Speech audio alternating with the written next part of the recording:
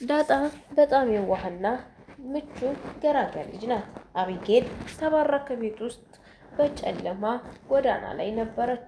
ጎዳና ላይ ጨለማ ውስጥ ተቀምጣ ሰካራም የሆነ ልጅ መጥቶ እየታገላት ሊደፍራት ባለበት ሰዓት ዳጣ እንቅልፍ መተኛት አቅቷት የእህቷ ነገር አሳስቧት ወደ ጎዳና ተከትላት ሂዳ ነበር። ስትሄድ ግን አቢጌልን ሊደፍራት የሚታገላት አንድ ወጣት ይዟት ደረሰች። እሷንም አስጣለቻትና ከሷ ጋር ቁጭ አለች። ከሷ ጋር ቁጭ ብላ ትንሽ አወራቻትና እኔ ወድሻለሁ እንቅልፍ እምቢ ብሎኝ ነው የመጣው ስትላት፣ አቢጌል አትወጂኝም፣ አባቴም ሆነ እናቴም ናታንም አይወዱኝም፣ ማንም የሚወደኝ የለም። አንቺም የመጣሽው ለመመሳሰል ነው። አንቺ ቤት ከዛ ቤት ካልወጣሽ እኔ ደስተኛ አልሆንም፣ ከቤተሰቦችም ጋር ሰላም አልሆንም። አንቺ ብትወጪልኝ ግን ሰላም እሆናለሁ እያለች እሷም ትለምናት ያዘች። አቢጌል አሁንም ዳጣ ከዛ ቤት እስከምትወጣላት ድረስ በጣም ቸኩላለች። ዳጣ ግን ከዛ ቤት እንደማትወጣ ደጋግማ ትነግራታለች። አቢጌል በመንገዱ ላይ እንደተቀመጠች ውሻ መጣ። ውሻ ሲመጣ አሁንም ሸሽታ ወደ ዳጣ ትጠጋለች። አየሽ አሁንም ፈርተሽ ወደ እኔ ተጠጋሽ። እኔ ባልኖር ወደ የት ትሸሽ ነበር? እኔ ግን ላንቺ ብዬ ነው እዚህ ድረስ የመጣሁት። አሁንም ደግሞ አልወድሽም ትይኛለሽ። አንቺ ግን መቼ ነው የምትወጂኝ? እህትሽስ ብሆን አወጂኝ ትላታለች። በፍጹም አልወድሽም። ምን ታረጊልኛለሽ? የምወድሽ እልቁንስ ከዚህ ቤት ውጭልኝ። ከቤት ውጭና ከቤተሰቦች ጋር ተስማምቼ እንድኖር ፍቀጂልኝ አለቻት። ዳጣ በፍጹም አልወጣም፣ አንቺ ውጭ ስላልሽ ብቻ ከዚህ ቤት አልወጣም። እኔ የምኖረው የአባትና የእናትሽ ጸባይ ነው እንጂ ያንቺ ጸባይም አልሆነ እስከ ዛሬ ከዚህ ቤት አብሬ ነበር እና አንቺ ግን መቼ ነው የምትሰለጥኝ እያለች ትላታለች። ድጋሜ ይህን ስትላት እሷም እንዲህ አለች። አቢጌል በጣም ተናደደች። አቢጌል ከቤት የማትወጪው አንቺ ምን ሆነሽ ነው? ለምን ከቤት መውጣት አልፈለግሽም አለቻት። እሷም ለእኔ መውጣት የማልፈልገው ነገር ቢኖር አንቺን ወይም ቤተሰቦችሽን ጠልቼም ወይም ማለት ነው። እኔ ከዛ ቤት መውጣት አልፈልግም። አቢጌል ከፈለግሽ እንግዲህ አንቺ ወጥተሻል፣ እንደወጣሽ ቅሪ አለቻት።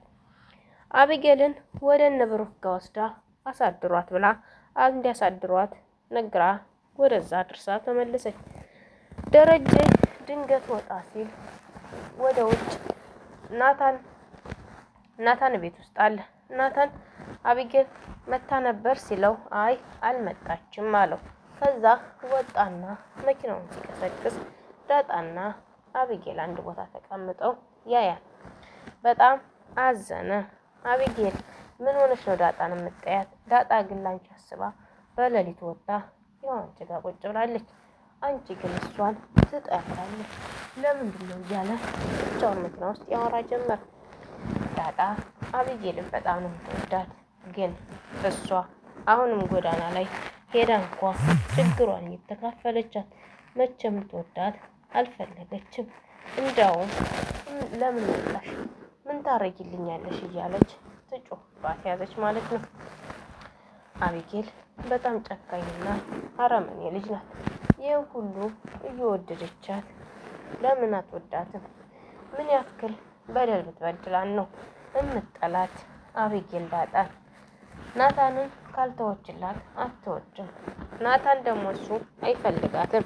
ደረጀ ስለማይፈልጋት ካላስ ካሁን በኋላ እንዳትበጠብጠው ትምህርቱ ይማር፣ እሱ ካልፈለጋት ማንም አያስገድደውም ብሎ ተናገረ።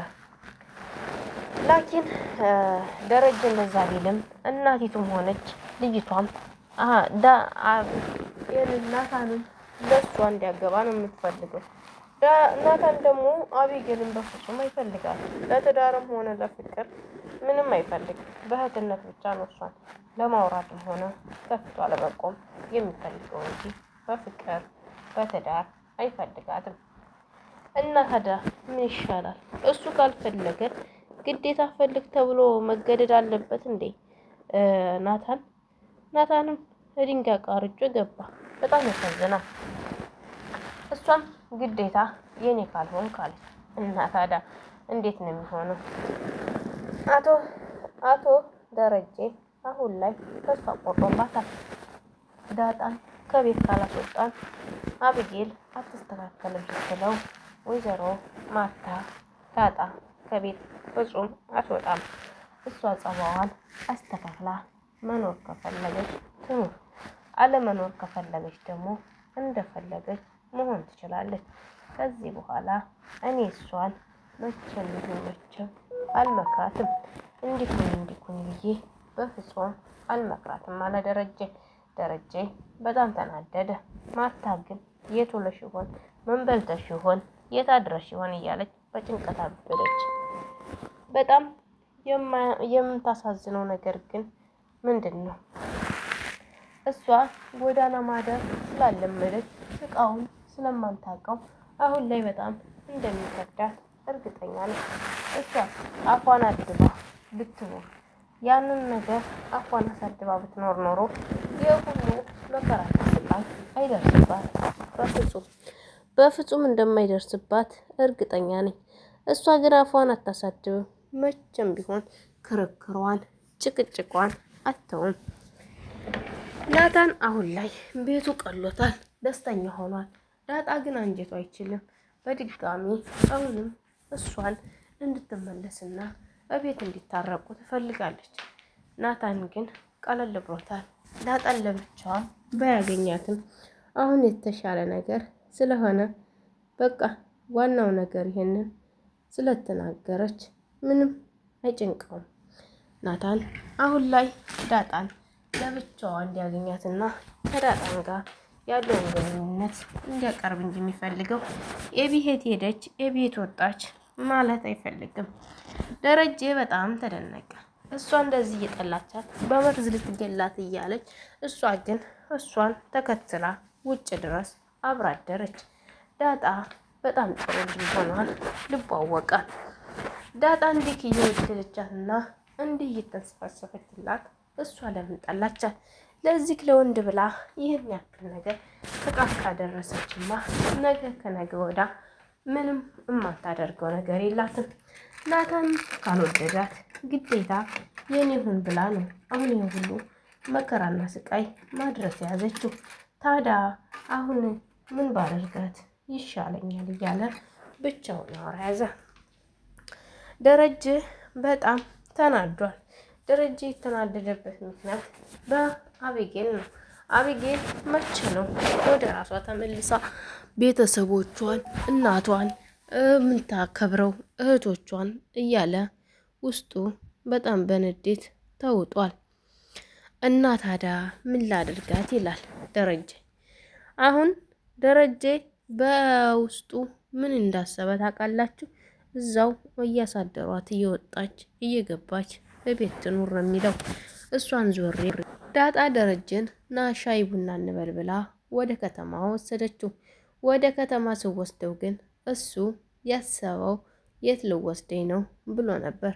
እሷ ግን የወሰደችው ለአቢጌል ይቅርታ ልጠይቅ እንዲታረቁና ወደ ቤቷ እንድትመለስ አቢጌል ጠየቀችው። በፍጹም አይሆንም አላት። ለምን አለችው።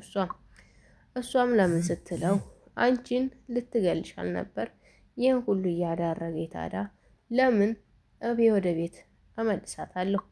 አስበሽዋል? መርዙን ጠጥታ እሷም ቶሎ ብላ ሳናያት ቀርታ በሆን እኮ ልጃችንን አተናን ነበር። አንቺም አሁን ላይ ጠጥተሹ በሆን እኔ ነኝ የከሰርኩት፣ በህይወት የምጸጸተው እኔ ነኝ። አንቺ ታዲያ ለምን ለሷ ታዝኛለሽ አላት። እኔማ ኤቢን እወዳታለሁ፣ መቼም ቢሆን አልጠላትም አለችው። አልጠላትም ካልሽ እሺ በቃ ውደጃት እንጂ እኔ አሁን አላስገባትም አላት። ከዛ እንደዛ ሲላት በጣም ጉድ አለች። ለምን ስትለው በቃ ነገርኩሽ፣ እኔ ወደ ቤት አላስገባትም። እዛው ትምህርት ተምራ ትንጣ። ከዚህ በኋላ ከዚህ ስህተቷ ተምራ ከመጣች አስገባታለሁ ብሎ አለ። እሺ ብላ እሷም ተቀበለች። ደረጀ በጣም ተስፋ ቆርጧል። ላይክ፣ ሸር፣ ሰብስክራይብ አድርጉ ቤተሰብ